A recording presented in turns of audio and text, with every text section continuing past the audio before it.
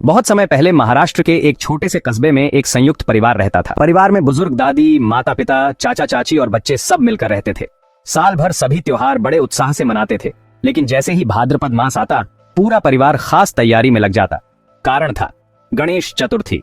परिवार की दादी हमेशा बच्चों को सुनाती थीं कि गणपति बप्पा सिर्फ महाराष्ट्र ही नहीं, पूरे भारतवर्ष में विघ्नहर्ता, मंगलकर्ता और प्रथम पूज्य देवता माने जाते हैं। जब भी किसी शुभ काम की शुरुआत होती है, सबसे पहले गणेश जी का नाम लिया जाता है। उस वर्ष परिवार ने तय किया कि इस बार गणेश चतुर्थी पर सब मिलकर पूरे नियम और परंपराओं के साथ बप्पा की स्थापना करेंगे। बच्चों के लिए यह दिन किसी बड़े उत्सव से कम नहीं था। घर में उत्साह का माहौल था। जैसे ही गणेश चतुर्थी का दिन नजदीक आने लगा, पूरे घर में सफाई शुरू हो गई। दादी कहती, बप्पा को अपने घर में बुलाना है तो घर को भी मंदिर की तरह शुद्ध और पवित्र बनाना होगा। इसीलिए सबने मिलकर आंगन धोया, दीवारों पर रंगोली बनाई और पूजा स्थल को फूलों से सजाया। सुबह का समय आया। भाद्रपद मास की चतुर्थी तिथि का सूर्योदय जैसे ही हुआ, पूरा परिवार जल्दी उठकर स्नान करने लगा। मान्यता है कि गणेश चतुर्थी के दिन सूर्योदय से पहले स्नान करने से शरीर और मन दोनों पवित्र हो जाते हैं।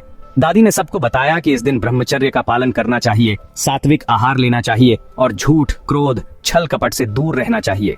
बच्चे उत्साहित थे क्योंकि आज उन्हें अपने बप्पा घर लाने थे। पिता और चाचा मिलकर पास के बाजार गए।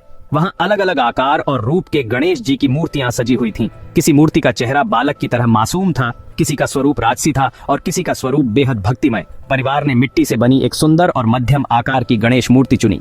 दादी ने हमेशा समझाया था कि गणपति की मूर्ति मिट्टी की होनी चाहिए ताकि विसर्जन के बाद प्रकृति को कोई हानि न पहुंच सके। घर लौटते समय वे सब गणपति बप्पा मोरया के जयकारे लगाते हुए आए। बच्चे नाचते गाते बप्पा को घर लाए। जैसे ही मूर्ति घर पहुंची, माँ ने आरती उतारी, मूर्ति पर अक्षत और हल्दी कुमकुम लगाया और फिर लाल वस्त्र बिछाकर पूजा स्थल पर विराजमान किया। स्थापना का समय दोपहर का था। ज्योतिषीय पंचांग देखकर शुभ मुहूर्त चुना गया। जब मुहूर्त आया तो सबने स्नान कर शुद्ध वस्त्र पहने। पिता ने गणेश जी की मूर्ति को सावधानी से आसन पर बैठाया। सामने एक तांबे का कलश रखा, जिसमें गंगा जल, आम के पत्ते और नारियल रखा गया। इसे कलश स्थापना कहते हैं और यह पूरे पूजा का आधार होता है। इसके बाद गणेश जी का आवाहन किया गया। दादी मंत्र पढ़ती रही और सब लोग एयू गम गणपतये नमः का जाप करने लगे। फिर गणेश जी को जल से स्नान कराया गया, जिसे पंचामृत स्नान कहते हैं। सबसे पहले दूध, फिर दही, फिर घी, फिर शहद और अंत में गंगा जल से मूर्ति को स्नान कराया गया। इसके बाद उन्हें नए वस्त्र पहनाए गए, फूलों की माला पहनाई गई और माथे पर चंदन का तिलक लगाया गया।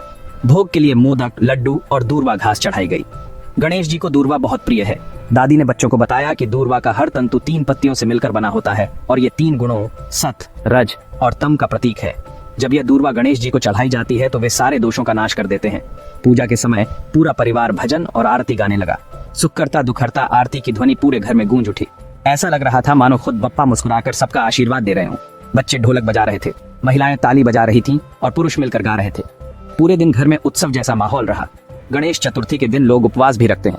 दादी ने फलाहार बनाया, साबूदाने की खिचड़ी, मूंगफली, दूध और फल। सबने वही प्रसाद के रूप में ग्रहण किया। शाम को घर के दरवाजे पर रंग बिरंगी लाइटें जलाई गईं। पड़ोसी भी दर्शन करने आए। हर कोई गणपति बप्पा के सामने हाथ जोड़कर प्रणाम करता और मन ही मन अपनी मनोकामनाएं कहता। दादी बताती, जो सच्चे मन से बप्पा को याद करता है, उसकी हर इच्छा पूरी होती है। रात को फिर से आरती हुई। इस बार बच्चों ने छोटे छोटे दीपक जलाकर गणेश जी के चारों ओर रखे। पूरा घर प्रकाश से जगमगा उठ, मानो अंधकार का नामो निशान मिट गया हो। गणेश चतुर्थी के दिन केवल पूजा ही नहीं, बल्कि घर के व्यवहार में भी बदलाव आता है। सब लोग कोशिश करते हैं कि झगड़े न हो, मीठा बोलें और दूसरों की मदद करें। अगले दिन से प्रतिदिन सुबह शाम आरती होती, गणेश जी को भोग लगाया जाता और परिवार एकत्र होकर भक्ति में डूब जाता। बच्चे हर दिन नई रंगोली बनाते और फूलों से सजावट करते। जब गणेश चतुर्थी की पूजा का दिन समाप्त होता तो विसर्जन का समय आता है। यह सबसे भावुक क्षण होता। परिवार एक ओर खुश होता कि बप्पा ने घर आकर आशीर्वाद दिया और दूसरी ओर दुखी भी होता कि अब विदा करना है। विदाई के समय सब मिलकर कहते, गणपति बप्पा मोरया, अगले बरस तू जल्दी आ, और मूर्ति को जल में विसर्जित कर देते। कहानी सुनाने के बाद दादी ने बच्चों से कहा, गणेश चतुर्थी के दिन हमें यही करना चाहिए। शुद्ध मन से बप्पा को घर बुलाना, विधि विधान से पूजा करना, सात्विक जीवन जीना और अंत में बप्पा को विदा कर फिर अगले साल उनका इंतजार करना। बच्चे मुस्कुराए और बोले, हाँ दादी, अब हमें समझ आ गया कि गणेश चतुर्थी केवल उत्सव नहीं, बल्कि जीवन जीने की एक शिक्षा है। यह हमें सिखाती है कि हर काम की शुरुआत ईश्वर का स्मरण करके करनी चाहिए और दूसरों के दुख दूर करने में ही सच्ची भक्ति है। यही है गणेश चतुर्थी के दिन किए जाने वाले सभी कार्य, घर की सफाई, गणेश जी की स्थापना, कलश पूजन, पंचामृत स्नान, दूर्वा और मोदक का भोग, दिन भर सात्विक आचरण, भजन कीर्तन, आरती और अंत में विसर्जन। तो मित्रों, अगर आपको यह पूरा विवरण अच्छा लगा हो तो अपने परिवार और मित्रों के साथ इसे जरूर साझा करें और हाँ, हमारे चैनल इंडियन फेस्टिवल को लाइक, शेयर और सब्सक्राइब करना ना भूलें, ताकि आपको आने वाले हर त्योहार की रोचक और ज्ञानवर्धक कहानियां मिलती रहे। गणपति बप्पा मोरया।